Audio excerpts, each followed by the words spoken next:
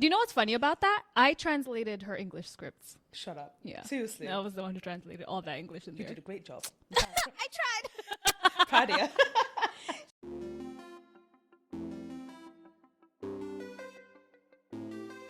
Hello everyone and welcome back to another episode of Korean Filtered. Today I'm super excited because your girl got her favorite treat. I love when people come to the studio and bring me stuff like, yes please, give me something. So today's guest got me something, but I'm gonna let her introduce herself and you guys can definitely see what's on my lap when I switch cameras, but I'll let Taz introduce herself first. Welcome Taz! Thank you for having me. And I'm really glad you like bread. I should have actually asked if you got like a gluten allergy or something. Girl, no. It's okay. I eat everything and not anything, but everything. I have problems. She got me bread, guys. I'm like the biggest bread fan in the world. It's perfect then. You know when you're not supposed to eat something, but you keep eating it? Like I get acne from eating I'm bread. meant to be on a diet. Girl, in Korea? Yeah, it's not possible. Girl, gonna have to live in a mountain to do a diet. I in know, Korea. I know. You just can't do it. But she got me all this bread, so thank you, Taz. You're very welcome. Food is my love language, so I have to, every time I see a friend or like go on a show or something, I'm just like, I have to give you food Yeah, you all need to be show my friends with love. Taz. Yeah, be friends literally. with Taz. Honestly, when I'm doing my recipes and stuff like that, like you will most likely be fed after it. So. Yeah, I don't mind that. Would you like to introduce yourself? So my name's Tasmina. You can call me Taz or Mina. Oh, Mina's pretty. Yeah, so most of my Korean fans call me Mina because they can't pronounce Taz, so they were just like, can we just call you Mina? I was like, yeah, fine. Mina. It's still part of my name, so Yeah, it's okay. yeah. And so I'm a food content creator here in Seoul. I used to be a chef back in the UK. And what else? Oh, I'm also a producer, so I work for some entertainment companies and some tech companies. So how did you come to Korea and how many years have you been here? So I've been here almost 3 years. And how did I come? That's a long story. Girl, tell. I mean, the short story is by plane. And it took 14 hours. I'm from the UK, by the way. On 14 hours and UK is right there. What do you mean it's right there? I mean, no, Right there. On the map, it's right there. it's Yeah. right there. Can point at it. But yeah, 14 wow, hours. 14 hours is a long time. Well, that's a simple answer. Yeah. How You want did the I come- long answer. The long answer. Well, Yeah. how I came was, so when I had my cooking business back in the UK, Mm-hmm. I was discovering new foods and stuff. Right. And I discovered Korean food through learning about recipes and through some Korean friends I made at the time. Yeah. And my sister, one of my sisters, she was really into J-pop and K-pop and everything else. Okay. So I had one avenue through work discovering Korean food, and then my sister was teaching me all about kind of Korean culture in a way. Yeah. And then the two just meshed together. Came together. Yeah, and then I was just like, oh my God, it felt like it was a whole new culture to me, but at the same time, it was also a very familiar culture. Oh, why do you say that? I don't know if it's because I'm South Asian, so British Bangladeshi, so we have Oh, she Bengali, y'all. Bengali. Bengali. Bengali. I don't even know if I'm saying it right. No, you did. You Bengali? did actually. Yeah. You're actually one of the very few people who actually pronounced it Girl, correctly. my so little sister I'm speak proud. Marathi. Really? Yeah, my little sister speak Marathi. So like there are certain words. But this has nothing to do with you. I'm sorry. Let's go back to you. I want to get back to your I'm sister. talking about right. I'm talking about my sister too. It's okay. But they're not my real sisters by there because they're Indian, obviously. But no. Like that's how I know a little bit about like South Okay, Asian that's why you culture. can pronounce it well too. Mm, Okay. I tried. I'm impressed. Actually. She bilingual. She bilingual. She Yeah, tried. high five. Yeah. We're bilingual queens, actually. Yes. If you speak one language, you are trash. I'm just kidding. I'm just kidding. Guys, learn another language, okay? Please, do you know? Sorry, this has nothing to do with you, by the way. But you know, I would never date a person. This has literally nothing to do with you. No. I would never date a person who only knows one language. Really? Yeah, if you only speak one language, you're out of my roster. Like I'm That's just so like, interesting. I can't. That's so interesting. Bro, Yeah, I but what can't. if it's a language that like you can't speak? So How am I gonna speak to them? no. I mean, like, say if they speak English and another language you can't speak, but they're no, bilingual. No, that's fine. That's fine. Ah, okay. Like as long as you're not like, oh, I only speak English. Oh, okay. Because I'm like, in 2024, you only speak English? That's very specific. Oh, it's very specific. That's very specific requirement for a partner. Bro, it's on top of my list. I'm like, has to speak more than one language. Back to you. Where was Sorry. I? I forgot. Oh, your sister. Introducing you to Yeah, K-pop so and J-pop. My sister was introducing me to like all that stuff, and then I was learning through Korean food, and because I'm Bengali and South Asian, a lot of the culture is very similar. Right. So stuff from like how you treat your elders, no shoes in the house, some of the food as well, very apart from the spices, very similar with the base ingredients and stuff. Right. So yeah, it was new, but at the same time it felt familiar. So I was like, oh, this weirdly feels like something I could explore further. Right. And then for 2 years after that, I just went into a career hole, basically, in a good way. Yeah. And just researched and everything. And I made the decision to move here. Ooh. So for 2 years, I just prepared. Yeah. So I'm still learning Korean. I'm not fluent at all. Girl, as long as you're trying. I'm trying. It's very important, trying. Yeah. So I hired a Korean teacher, so she was teaching me Korean. I was making friends online, so then when I came here, I already had friends. Yeah. And I knew I'd make foreign friends, of course, but I wanted Korean friends too, because to be honest, the decision of me moving, I, in my heart, knew that when I moved, it was a move. Like, it wasn't temporary. Yeah. Like, you weren't thinking about like, oh, I'll try it out. Yeah. For you, it was like, I want to live here. Yeah, this was like, because I just knew there was something, I don't know if you like, a spiritual thing or like, a universal thing, whatever you believe in. Like, it doesn't have to be religious. It can be anything. But I don't know, something was just saying, this is your direction now. This is where you need to go. Wow. And at the same time, I was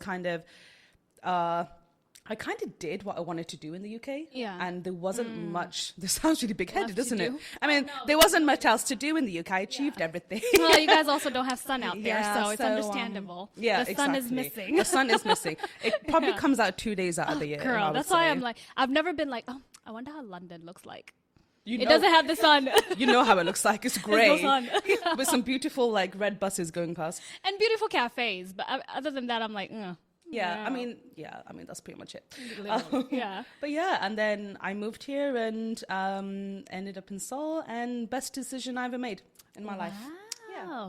So in those 3 years, like, you feel like you're still fitting in pretty well into the culture? Yeah, I'm pretty settled, to be honest. I wouldn't say I'm properly fitting in. Yeah. It's hard to fit in when you're... Yeah, it's hard to fit in when you look like this. You know what I mean? We just came to the decision, you'll never fit in. It is, but but I'm very lucky that I have some amazing Korean friends and foreign friends here who have really helped me settle here. Right. And ones that I've made, recently as well as when I first came and stuff. So yeah, definitely for me personally, the best decision. Wow. Okay. And in the 3 years that you've been here so far, what do you think has been your biggest difficulty? Biggest difficulty is probably trying to fit in. But not in the way that because I'm a very adaptable person and I get along with everybody. I hope you don't hate me. I mean, if you do, come talk to me, okay? Yeah, I'm very adaptable, and I kind of just one of my bosses in the past said, be like water. And when I told him I'm moving to Korea, he was like, be like water. And that's what I've tried to do. Just be adaptable. Like and because I researched so much into the culture, I didn't have any culture shocks. Right. I didn't have any issues in those kind of things. Oh, because I knew what to expect. Right. And everything that I read about, saw, everything, it happened. So it wasn't difficult in that sense. When you actually saw it, you were just like, oh, I was like, yeah, I know about this kind of thing. Okay, yeah. The difficult thing, I guess, is, I mean, one of your guests talked about it on one of your previous shows, and like, when you're foreign, you are foreign. Of course. Like, you'll never be, Korean. Because that's not the aim. And you shouldn't be, obviously. Like, you shouldn't try to be, and like, you should be yourself, and, people accept you for who you are. Right. It's just sometimes the conversations are very frustrating in the sense that, for example, if you meet someone new, they automatically assume, I mean, it's not a bad thing from their side, but they automatically assume that you're either a student or you're here on vacation or you're studying temporarily. You're just here for fun. You hang out in Hongdae or Itaewon or whatever. Again, they put you in a box. They put you in a box. There's nothing wrong with those things, obviously. But it's the thing I don't like is just being put in a box. Yeah, instead of asking. Ask Oh, why are you and in get to Korea? know What the are you person. doing in Korea? And then if Yeah. I am a student and I hang out in those places and stuff, then yeah, that's me as a person kind of thing, right? Yeah. But also that doesn't define who they are as a person. Right, right. And I feel like some people, you get put in a box and then that's who you are. You are that student, you are that Hongdae person, you are that thing. And getting out of that box, oh cha, God. trying to get Like, out of that you box. know the surprised looks I get when I say like, oh yeah, I've been here almost 3 years. They're just like, oh my God, what? And then they're like, oh, so where'd you like to hang out? And I said, I usually go around like Songsu and play Songsu and Me places too, girl. like Apgujeong and stuff. Like they got some nice restaurants and cafes that I really like exploring. And it's more chill. It's more chill Compared and to it's, Hongdae, it's yeah. more like for my age. Like I'm older than you may think. Yeah, I like know, Hongdae, it's like children.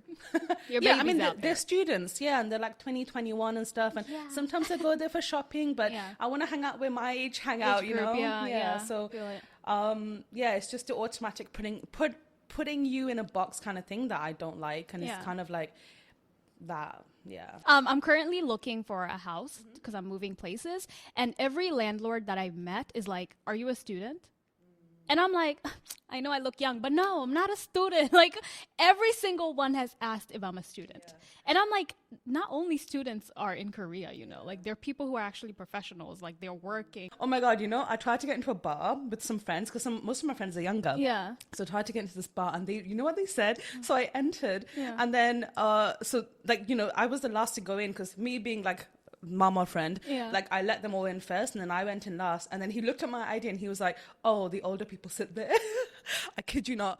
I was like, You're not even old though. Is this Hongdae? yeah. Oh, that makes sense. But this was like a year ago. I haven't been to Hongdae since. Yeah, Hongdae's not going to accept you at a certain age. They're just like, yeah, we don't want you around the kids. Can the kids pay? Can the kids pay for this stuff? Huh? No. Literally. I can It's like, spend more money. Don't you need adults, like big adults, You know, to be 'cause paid we for can this? spend more money in your No, it's establishment. because we but- know their cocktails taste like trash, so they don't want to Yeah, sit it's there. weak anyway, it's Yeah, we don't want that. Yeah, we don't want that, that's fine. But yeah, I think definitely what you were saying is right, that they do put you in a box. I think from when Alex is the one who had said the whole thing about trying to adapt. I think a lot of people took it as he was trying to be Korean, which no one's trying to be Korean. No. Like, no. I'm not Korean. I'm never going to be Korean. I have fully accepted that I will never be Korean. I am happy with how I was born. The point is, we just want to be accepted in a way that when somebody sees us, they're not like, oh, this is my foreign friend. Because they always put foreign before friend. And I really, really don't like that, because when I introduce my friend who just so happens to be Korean, I don't go to my parents, Oh, this is my Korean friend. Yeah. No, I don't No, say they're my this. friend. Yeah, you're just like, oh, this is my friend. But I've noticed there are some people that you'll meet in Korea who you think they're your friends, but they only see you as a foreign friend. They don't see you as a friend, period. And that's the box that I don't like either. To be honest, I got rid of those friends. Oh, yeah, I don't have them anymore. No, I don't Oh, have them anymore. girl, I was not going to I've keep them got around. The friends that I have now, my Korean friends that I have now, they're like my sisters. Yeah. Like, they're like family. And they treat me like, just like a normal Just a friend, like a friend. normal person. Yeah. So, like, those Korean friends that I have, you know who you are. I love you to pieces. Sheila, y'all. I appreciate them so much because they don't treat me differently. Exactly. And, you know, they treat me like you know, like another friend that lives Just here an kind of add-on, thing, yeah. And then like when I first came, there was people that I met before, and they were like, and I was kind of like, I kind of felt like, oh, the token brown friend. Do you know what I mean? It kind of felt like that. Girl, yes. They're there to meet a quota kind of thing. Yes. And to be honest, there was even like business opportunities that came along, and then realized, oh, actually, I'm being used, and cut those deals off quick as well. You know, it was again one of those things of, oh, who can we find that's the most foreign-looking person? To fit into what we want right now. Yeah. So To you're fit into basically what we want, a but then- diversity hire slash friend. Yeah, Slash, yeah. You're and just you know fitting those kind of things used to happen in companies in the 90s. Yeah. And apparently they still happen in some places. Still definitely happens. Yeah.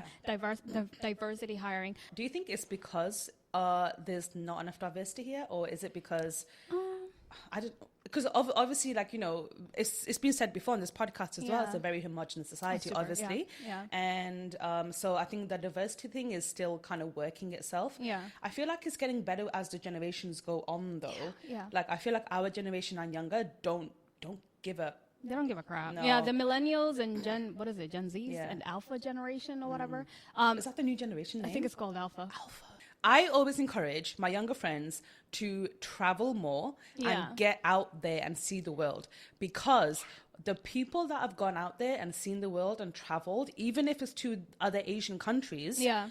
as long as you leave Korea at least once in your life, oh my God, the opens your- change, yeah, like the change that comes with compared to the friends that have never left Yeah. Korea. Yeah. And you know, the friends who have never left Korea, again, they're not bad people. I love them to pieces. Yeah. But their outlook on the way the rest of the world is very It's very different, different. Yeah. to the friends who have traveled. Yeah. And I would just say, just go anywhere you want to go, just go. And this is not even only like a Korea thing. I've also found that even I'm Kenyan American, right?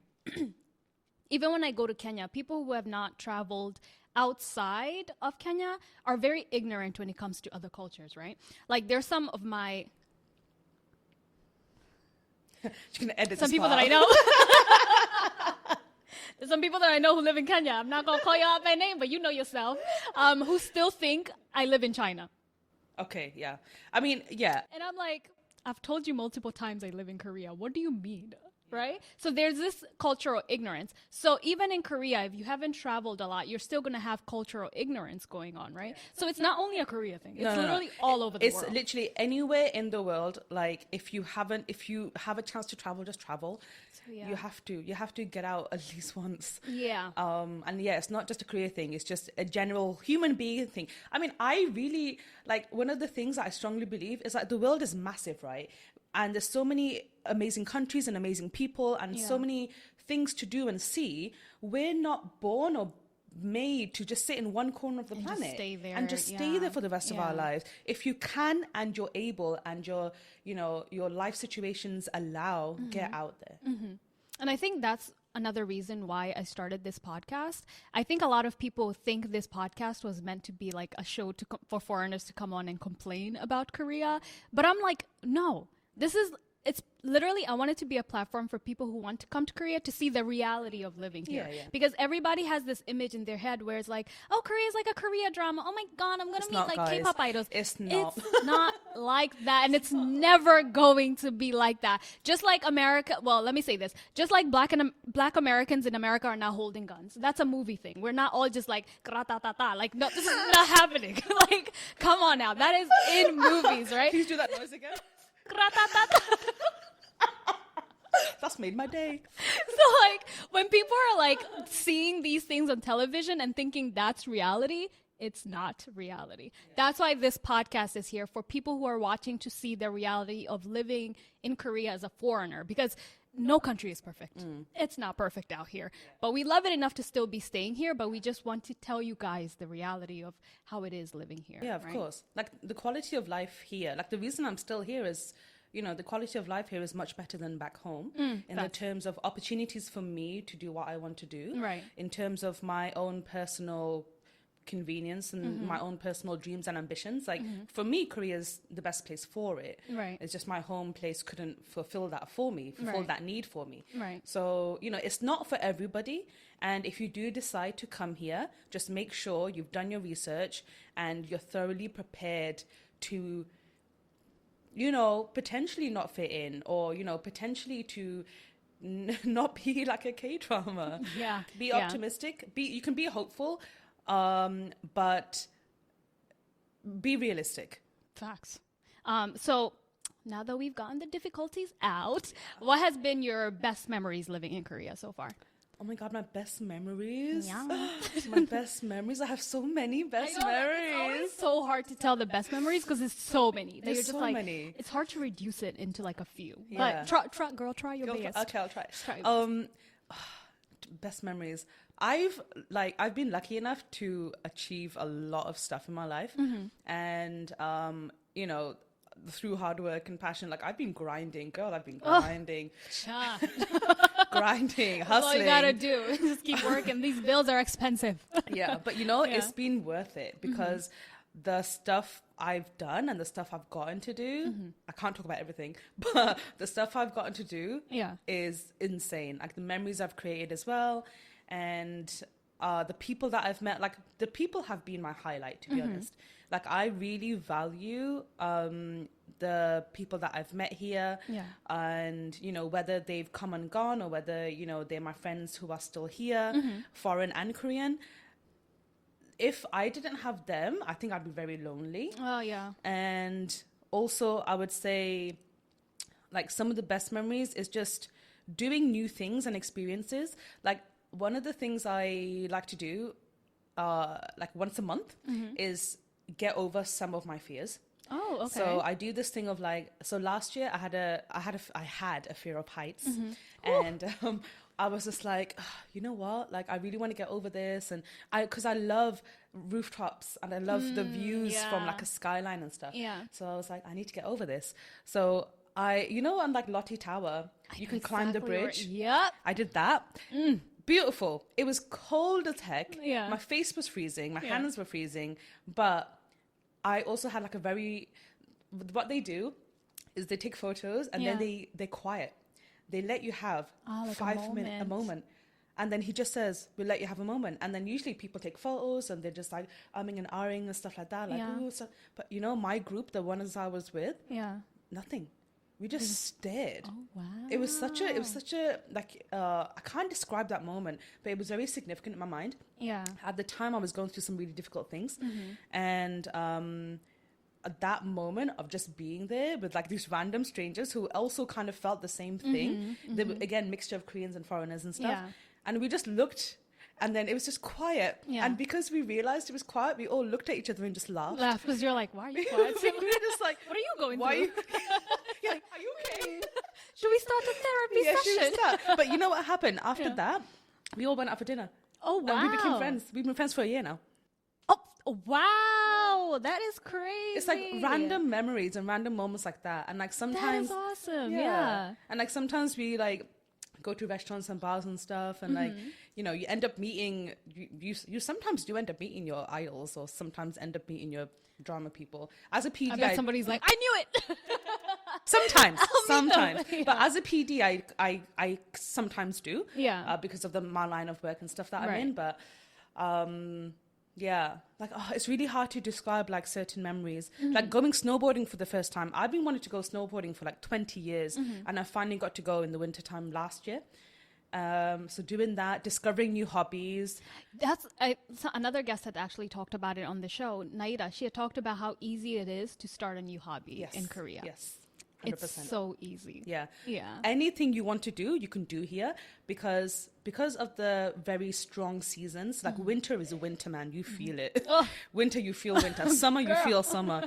And if you have if you have particular sports you like, so like, in the winter, snowboarding, skiing, all those things, perfect. Yep. You can literally do something new every season. Yeah. Like every season of the weather, you can do something new. Like as long as you have like money in Korea, you can literally do That's another problem. Facts. As long as you have money. You have to have money. Where? That's why I stay in the house, guys. What's your MBTI, by the way? I am ISTJ. ISTJ? Yeah, I'm ISTJ. I'm like, people are like, oh my gosh, she's an E. No, I'm an I. Like, ISTJ. Yeah. We're literally opposite. Almost. Oh wow, are you? I'm ENFJ. Oh, we are. Literally opposite. But most of my friends are I's. I think it's like also for me being an I, this is the most Korean conversation ever right now. We're Koreanized now, guys. Koreans talking about their MBTI. It's a trend here. It's such a big trend right now. But for me, it's like I'm very adaptable. If I'm put in a situation where I need to be talking to someone, I will. But I'll never be like, if I saw you in a bar, I would never come up to you and be like, hi, Taz. Yeah. Never. What, even if you knew me? Oh, no, girl. Imagine I go to a bar and I'm like, how did you know my name? I was like, girl, how'd you know me? No, if I know you, I'll definitely come up to you. But like, I'm not the type who makes friends with random people easily. Oh, because trusting people is hard. No, for sure. So yeah, hard. especially like in a foreign country as well. Jesus, talk about it, Taz. But trusting also people? like one of the when it comes to like trusting people with that, I think because we're both in entertainment kind of thing. So what are your? Because you keep saying you do cooking, but you're not going in depth with it. Yeah. I would love if you went in depth with it. I found it really hard to talk about myself. That's the Why? problem. Oh no, girl. Put yourself on there. Yeah, so Your YouTube channel and everything. yeah, so it's new. So basically, yeah, like I said, I used to be a chef in the UK. I had like my own private dining company and stuff. Ooh. And so like fine food and home food, cooked food, Wow, okay. educating people on the ingredients, the story of the ingredients, the culture behind it. That's dope. So that's one of the reasons I really got into Korean culture as well, Yeah. because through food, I was discovering more and more about it. And so, yeah, I was doing that in the UK, and then I couldn't bring my business here. Right. So for about a year, I didn't do anything. I had my Instagram account, and it was just posting like where I've been kind of thing. Yeah. But I was cooking, but not that much. And social media wasn't a priority for me at the time. And then last year I was like, oh shit, I actually need to up my game on this. So yeah, on my Instagram, obviously I work full time, and doing my various other things, so I can't fully focus on content creation. Yeah. But when I can, I film recipes with Korean ingredients, Oh, sometimes okay. making Korean food, sometimes making fusion food, sometimes totally new recipes that don't exist. Oh, okay. So you make your own recipes, Yeah, yeah. basically. Okay, dope. So dope. that's for like Instagram, and I just started TikTok, so I'm just posting random things there, not just recipes, but also like me making stupid faces. Yeah. Like the filter That's how stuff. content creation starts. Yeah. You have to find your niche somehow. So, yeah. So like Instagram is purely for food. TikTok is random bits of random everyday life, and then YouTube. Oh my god, this is another thing about Korea. I didn't have the guts, Yeah. I think, to start YouTube back home. Oh, I don't know what it okay. was, but Yeah. I always wanted to do it. Right. But I felt like, oh, I don't have the tools, I don't have the resources, and blah, blah, blah. But truthfully, I was making more money back in the UK than I am here. It sounds like you were. Yeah. Yeah. I also used to work for a bank as well. So I was making bank. Like I was doing quite well. I used to work for a bank, and I was making bank making bank. bars. I should be a rapper. That was She should. That was straight bars. when we go to Norabang and stuff, like I usually do raps. So you're just having bars on bars Yeah, over just here. bars about. It's how I release my stress. I like that. I like that. But yeah. But yeah, it was basically here, YouTube. I finally started YouTube, and it was literally just me and my friend and a crappy little 10-year-old DSLR camera that I had. And oh my god, this like season 1, I'm so grateful for it. Yeah. Because I learned so much from it, and I'm Right. so grateful for my guests that have come on, and Yeah. those guests are like friends of mine. Yeah. So I'm so grateful for them trusting me enough to just come on my show, and we had a lot of fun. But I'm not happy with the quality of it. Yeah. The sound messed up so many times. The cameras messed up so Bro. many times. I was using my iPhone, my friend's iPhone, the crappy little camera, and then I was editing it. Like I did it all myself. Huh? And Sounds like me. yeah, and it was so hard. It's not easy. It's not easy. not And easy. I was trying to condense 2 hours of footage into 15 minutes. So 15-minute episodes, basically. And yeah, so I'm grateful for the guests and stuff that have come on for season 1. And it was definitely a learning experience. I filmed season 2. Season 2 is done. Ooh, okay. Season 2, wonderful friends who have helped me on this.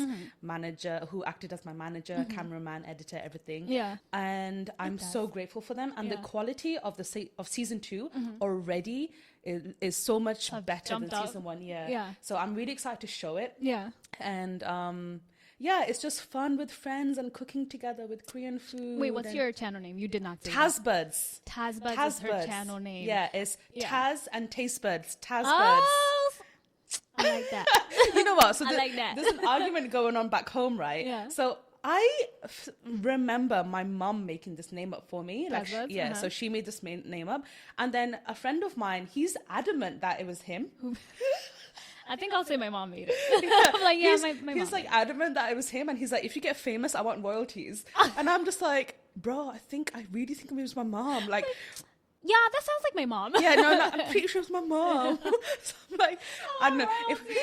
If I get famous and I make money, I might have to give him a small percentage just to keep him like quiet. 5% to be like, thanks for the name. Yeah, thanks I for the name. guess you gave I me this think, I name. don't know. Yeah. But you said you also are able to cook Korean food, right? I find Korean food to be like one of the hardest cuisines to cook because there's so many ingredients that have to go into it. How do you make that work? There's so many things. Honestly, it goes back to South Asian cooking. So So because I'm Bengali, Yeah. we grew up on, it wasn't complicated recipes as such, Yeah. but it was a lot of ingredients. But the right amount of spices and sauces and stuff like that, a little bit of certain something, it's a bit of an experiment, a bit of a science experiment. Yeah. It creates magic. Right. And so, yeah, because I think that's my advantage. So because I'm professionally trained, yeah. because I have that background. Yeah, you're also professional. So Yeah. because I have those backgrounds of that background, I think for me, cooking Korean food isn't that difficult, but it also depends on the recipe. Right. And I think there's many adaptations of certain stuff, and you can take things out, add things in. Facts. And yeah, it doesn't have to be hard. Yeah. There are certain recipes that take a long time, like galbijim, which is like Oh, short. that takes a long time. Yeah, it takes a long time. Yeah. It's short braised ribs, Yeah. but it takes a very long time to cook. It's a lot of effort. It's a lot of love, Yeah. basically. I don't got time for that. Another thing that I actually wanted to ask you is, as you are a chef and you're professionally trained in all these things, how are the food prices in Korea? Oh God, I've never seen anything like it. I've gained weight since I've come here because all I eat is bread, and Yes. bread and I eat well. Like Yeah. I don't eat bad, but I eat a lot less fruit and vegetables than I used to back home. Why? Why do you eat Because less it's so fruits and expensive, bro. It's Bro? so expensive. Healthy food in Korea is Like expensive. watermelon. Like yo, oh my God, watermelon, right? you're So- gonna have your lights off for a whole month to buy a watermelon in Korea. Watermelon and apples as well. Surprisingly, apples. Apples is one of the cheapest fruits in the UK. Like Yeah. apples are grown like locally, regionally, Right. and there's like, I don't know, 15, 16, more than that varieties of apples in the UK. Right. Grown locally, and you can find like wild berries and vegetables growing everywhere back home. Here, you have to pay through the nose for like say like a 6-pack of apples. UK version or like US version, you're looking at like between $10 to $12 Yeah. for a 6-pack of apples. In the UK, £2, So £2, cheap. $2. It's so cheap back home, but in Korea it's so expensive. And one of the things that one of the fruits that I find to be very expensive in Korea is avocados. Yeah, I can't afford them, I buy Jones. frozen. Buy frozen. I don't like frozen fruit though, Taz. I don't like it. The thing is, frozen avocados, Yeah. they don't taste the same if you want them fresh, kind of thing. But if you're making like guacamole or salsa or something, then it the doesn't frozen really is matter. okay. Yeah. But I want like a fresh avocado so I can make like avocado toast. But I go to the market and look at the price and I'm like, you know what? Butter it is. I just go butter my bread because it's so expensive here. Yeah. And then meat is another thing. I don't even eat meat. Like I literally barely. And the cheapest meats that I found Yeah. is when you go to like Itaewon, you know those halal shops and stuff. They have really good options for everyone basically. Yeah. But they have like good portion sizes and good prices too. So I usually get my meat from there when I do have them. But like I usually just have veggie food. Yeah. Like it's just easier. I say veggie food. When I say veggie food, I don't mean lots of vegetables. I buy frozen vegetables. And then I'm just like, putting something together. So unless I'm making a recipe specifically, my diet is actually very basic. Oh, well, me too. I tend to cook more like Kenyan food, which I find a bit easier to cook. Is it easy to find ingredients in Korea for Kenyan? Because spices, I imagine, is the hardest thing to find. You're right? not finding spices, Kenyan spices. Because I always like my last time I went back home, my mom like just here you go. That's 100% true. Every time I go to Kenya, I'm coming back with spices. Spices, yeah. Because you're not gonna. If you do find them here, they're very expensive again. Yes. They're like double to triple the price. Or they just don't have it. Like for me, Kenyan spices, I just go to Kenya and buy it.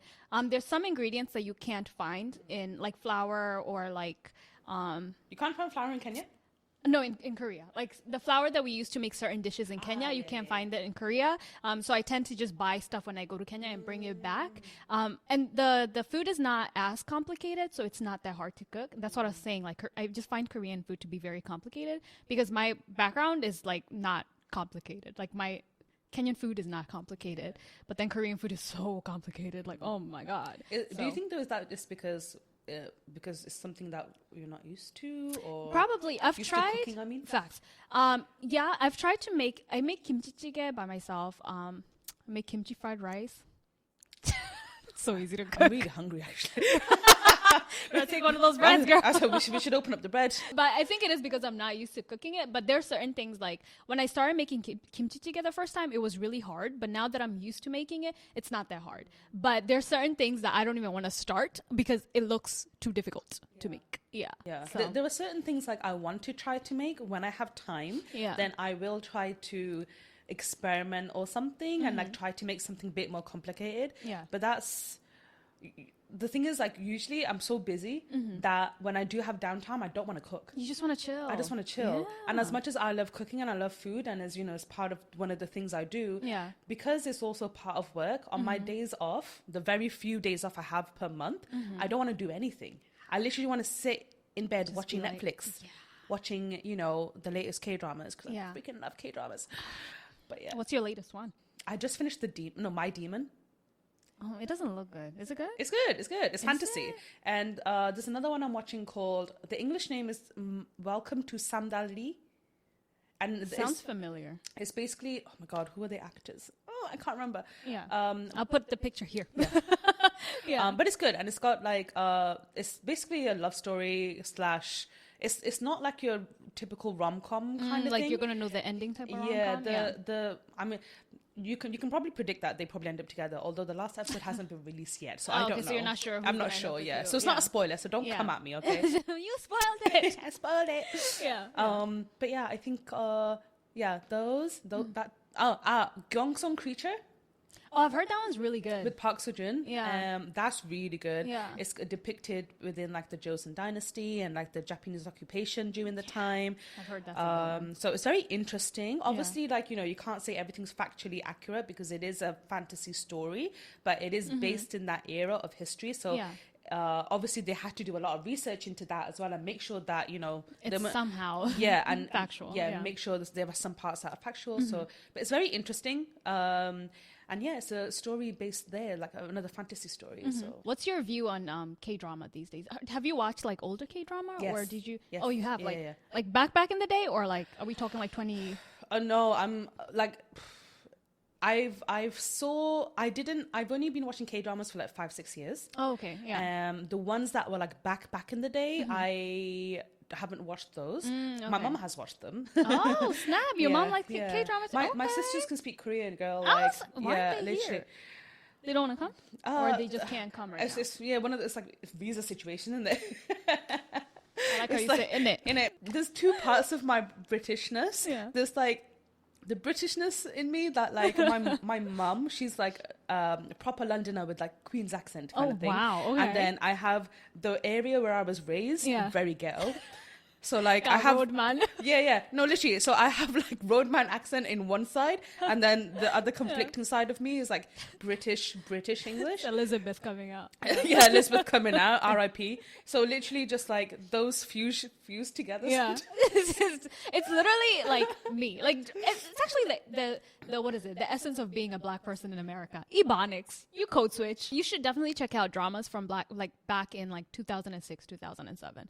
I believe that's when like K-dramas used to be like good, really good. Yeah. I think right now, I think K-dramas are very what you call it, predictable.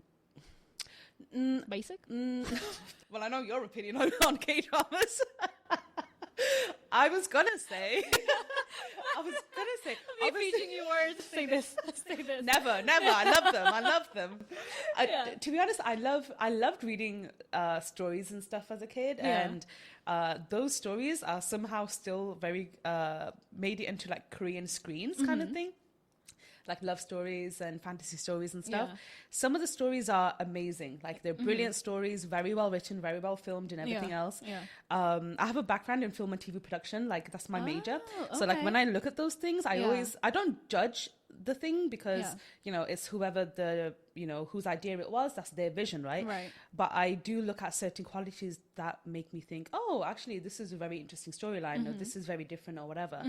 But I am a sucker for a love story. Oh, I hate love stories. I am a sucker for it. I just think I'm a hater when it comes to romance, to be honest. I just see it and I'm like, ugh. I think it depends. It depends. Like, I don't like the whole mushy, like, that. That kind of drama. But there's, oh my God, I absolutely loved Crash Landing on You. I like that one too. So that's a love story. But oh my God, the story between the friendships and stuff. Yeah. Oh my God. I cried. I cried so much during that drama. That was a good drama. And then the fact that they got married in real life is like, I love that. I love it. Yeah. And Vincenzo? Oh my God, yeah. Of course I know Vincenzo. See, you do love them. But I feel like if it's, as long as it's not based, like, they're not concentrating too much on the love story, I'm okay. But when they're concentrating so much on the love story, I'm like, I know what's going to happen by the end of this season. Yeah. So I ended up leaving. But like Vincenzo was not that predictable, I would say. Yeah. Yeah. There are some dramas that are predictable and some dramas you watch it just to get your mind off things. Do you know what I mean? For the like fantasy of it. So when you don't need to concentrate that much, then you can just watch that drama and just kind of zone out from the world when you need to. Right. But no, I love dramas. I just like I do love historical dramas, ones that are set in the Joseon dynasty. Yeah, those are good ones too. Yeah, actually. I like those. I like how they speak. Yeah. I'm like, I don't know what y'all saying. Tona! Mangakomida. Tona! Bro, there was this one time that I was like, I'm gonna name my cat Pea. Pea. Pea. Mama. I'm gonna name one of my cats Pea because I think it means either princess or queen. I think it's princess if I'm not wrong. Pea. Isn't it? Is it queen? I think it's queen. Isn't it king? No, king That's is Chona. I think it's Pea. Because I'm thinking from... we know Korean. Have you seen The Queen's Umbrella? I started it. I never finished it. How did you not finish that drama? Because why didn't I? What? I can't remember. The main actress is amazing. I think it's because I started a new one and I kind of forgot about it. Oh my God, you have to watch Okay, The I'll Queen's continue. Umbrella. The Queen's Umbrella was literally, I think, my favorite drama last year. Like, interesting. The main actress, she goes off. Any drama this lady is in, I forgot the microphone. No, me too. I keep doing this like. Queen's Umbrella. Oh, wait. Is this the one where she was protecting her sons? Her children. Yes. Yeah. Why didn't I finish it? I don't know. There was a reason. Oh, that one and Juvenile Justice. She's also the main actress in that. Yeah, she's pretty amazing. She kills it. Anything this lady is on, I'm like, I'm watching. I'm like, I put full trust in this lady that she's going to kill this drama. And I'm just like, I'm there. But yeah, anything like she's dramas. in. She secretly I do. likes dramas. No. Actually, I love Korean dramas. They're actually one of my favorites on Netflix. I just don't like the repetitiveness of the love stories. But I do like Korean drama. I think I guess it's the rich boy, poor girl. I don't like that. I'm like, this is so unrealistic. You know what?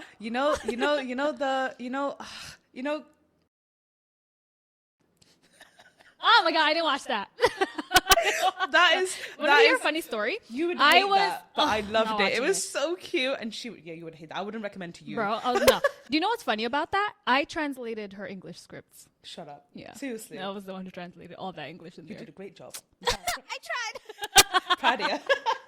She out here. I'm probably gonna blurt that whole drama's name out because, but yeah, I was there being like, this sounds awkward. Let's take that out and put this in because the way they had written the script before, it was just very awkward. So I had to like go in, translate, and fix it. Because you can't directly translate stuff, and and especially like. I mean, you can't use Papago to translate everything. It can help with basic conversation, but scripts and stuff also depends on the context, the way it's being said and everything. So can't... the nuance around it. Yeah, the nuance around stuff. it. So if you say a phrase in Korean, you can't directly say that word for word in English.